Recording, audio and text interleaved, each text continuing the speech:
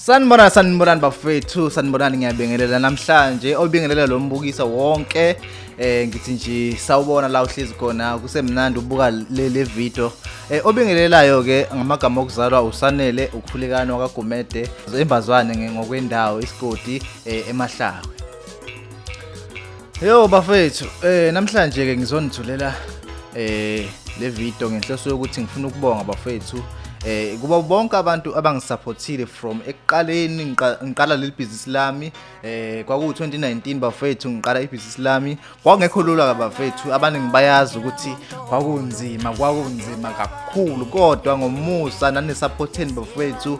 namhlanje sengize ngafika la engikhona namhlanje bafethu kuyisupport yenu nonke ningisupportile nothando ninginika lona bafethu njengoba nani nibone ukuthi studio sami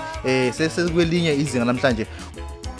u2022 nje namhlanje ngithi ngithatha leli thuba ngibonga bafethu ukuthi cha bafethu ngiyabonga abantu abangisupportile okungaba abantu basebenzisana nami ngazo zonke indlela esisebenzisana nazo zona kodwa bafethu ngiyabonga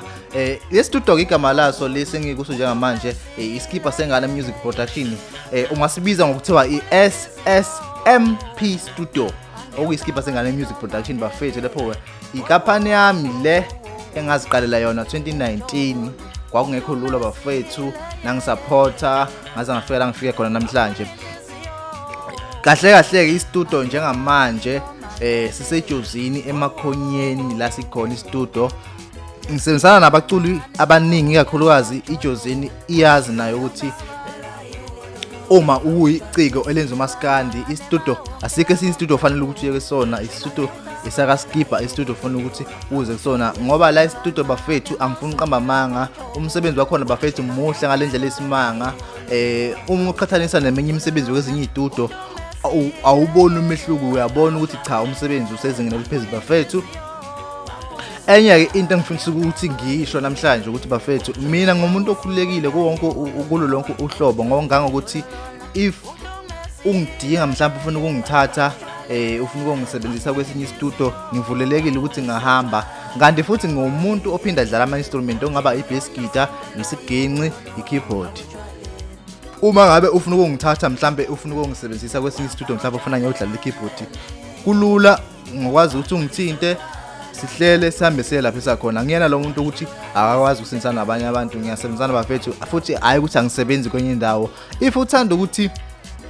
ungithathe ngiyowenza umsebenzi kwenye indawo la ufisa khona uma nivumelene nomnikazi westudio ngumuntu futhi otholakalayo kulo ndawo bafethu so nje mina ngizothi namhlanje ngiyabonga bafethu isupport eninginike yona kusukela ekuqaleni ngisazocela ukuthi bafethu futhi njoba isikhathi siqhubeka neminyaka iyaphambili ngiyafisa ukuthi bafethu istudio singagcini la sikhona namhlanje kodwa istudio siqhubeke siye phambili ngelinye ilanga sibe kwelinye izinga elingaphezulu kwaleli elikhulu njengamanje bafethu ukuthi ningisupport bafethu ukuthi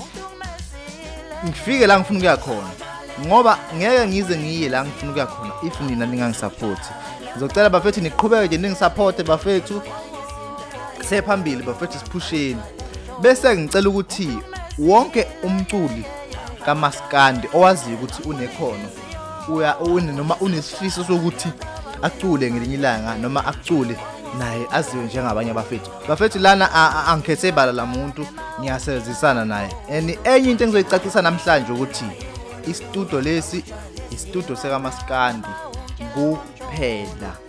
so bafethu ngiyacela nje impela ukuthi sisupportaneni qhubeke nempilo siye phambili bafethu akukho kunye okuningi uma nifuna ukwazi ngami inamba nizoyibona vele la evidweni nizoyithola ukuthi ngitholala kanjani kuphi kanjani ngiyabonga bafethu ithuba ngeke ngande kakhulu inkosi ithela umusa nibe nempilo enhle njalo ngiyabonga.